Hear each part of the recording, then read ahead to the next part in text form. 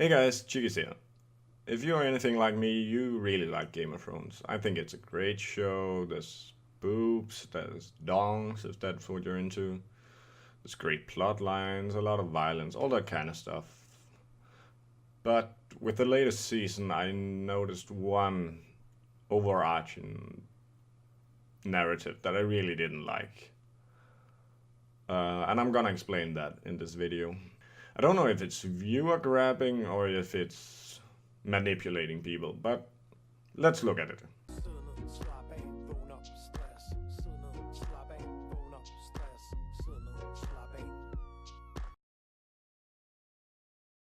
It was this picture that kind of made me realize what's going on. So we got this council room meeting. Actually, before we get into that, let's discuss who's the good guys and who's the bad guys. This should be pretty obvious already. The leader of one side is known throughout this entire world as the one who's abolishing slavery. And the leader on the other side kills a daughter in front of her mother and condemns the mother to watch her daughter die slowly, which is objectively, I think, agreed upon that it's one of the worst fates to befall a human being is to watch your kids die before you. So I don't think I need to go further into it. Daenerys' team is good guys, Cersei's team is bad guys. So with that in mind, let's take a closer look at the good guys. Let's talk about Tyrion Lannister, the imp, the half-man. Yeah, he's not even 100% a man. No wonder he's allowed in there. Also, in the real world, he would be a disabled person. Like, that's the equivalent in the real world. Next, let's talk about Lord Varys. The guy with no penis. Right? Maybe he still has a penis, but he doesn't have any balls. It's somewhere in that area. He's not a sexual being at all in the show. So, yeah, in the real world, he represents asexuals. So, yeah, that's Lord Varys. Next up, I'm gonna talk about Grey Worm. And besides his name sounding like a disease that makes your penis shrivel up and die, he has no penis either. Well, he does sort of have a penis, I guess. He has sex with a black chick later in the episode. He is a sexual being, but something weird has happened to his genitalia. They establish he can still have sex without his genitalia. In the real world, he represents the fluid genders. He's somewhere between man and a woman. I'd say he could represent post-op trans people. Yeah, that's probably a fair comparison. So, yeah, that's another plus in the diversity rainbow. Next up, I'm just gonna mention him. I know he's not part of the council, but he's in the room.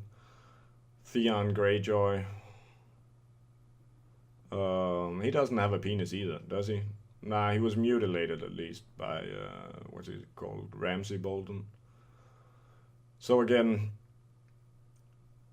he's a man, but his sexuality is taken away from him.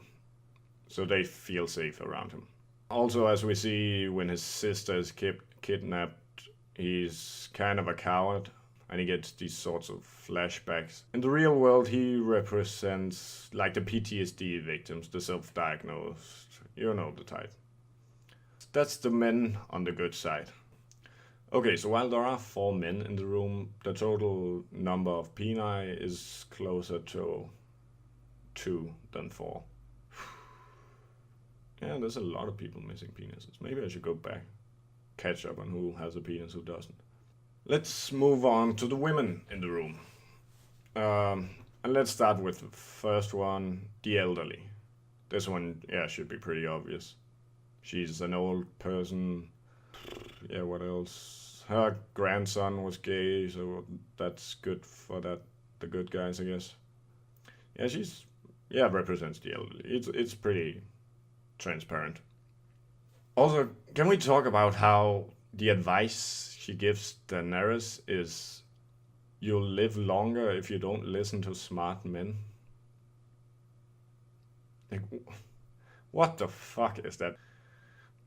I don't know if it's comment on mansplaining or what it is. Okay, next, let's move on to the butch bisexual and the hot bisexual. I'm putting these together because they're kind of a couple. A bisexual, biracial couple, a bi couple, bi-squared couple. They're great. They're a great asset for the good guys, for the diversity team. So yeah, she's out sailing the seas, having a guy or a woman in every port, basically just living free and yeah, excelling in a profession that women usually don't excel in. Bravo. Yeah, she represents lesbians or bisexuals. The other one, yeah, she's pretty hot, has 3 children with a man, but is now a widow and out enjoying her life, making out with this other bisexual woman in front of her eunuch brother. It's all really weird. So yeah, that's that. And she also, her and her daughters, well, the whole Dawn thing represents Middle Eastern people, I guess. Then we have Missandei, and I already mentioned this when I talked about Grey Worm. This should be pretty obvious. She's from this exotic land. She used to be a slave. Yeah, she represents black people and black women. Okay, so with all her allies explained, let's talk about Daenerys. She's just, yeah, the epitome of good. She frees slaves, she helps the poor. She is not really that diverse. She's a white girl from a rich and powerful family. Like, she has a fucking castle waiting for her when she returns to Westeros. So she's a rich white girl who gets offended on everyone's behalf and just sort of assumes she can take over the country by being carried by the people. The people's love will be enough to, I don't even fucking know. So yeah, she's a white girl from a rich and powerful family, but unlike her dad and her brother, who were both douches, she's born without the mortal sin of having a penis, so she sort of gets a free pass. Even though in the latest episode she was very quick. And when I say the latest episode, I'm talking about episode 3. I don't know if episode 4 will be out when this video is out. What was I talking about? Yeah, she's very quick to like blame others for the sins of their fathers, but she's like, no, I'm not my dad. But your dad was a dick.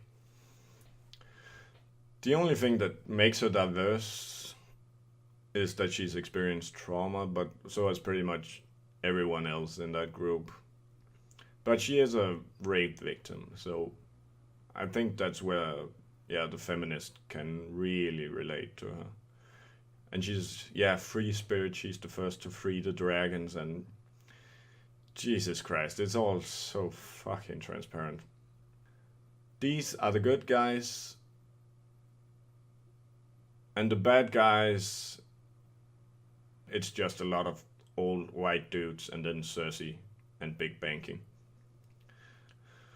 And yeah, let's just talk about how Cersei blows up a church and steals the pension from the elderly to pay the bankers so they can fund her war against this young white girl who's just coming to Westeros to bring peace. And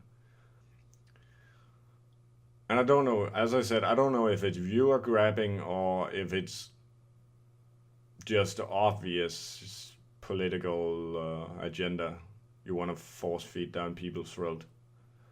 Yeah, as I said, I really like the show. I'm gonna continue to watch it, and you should too.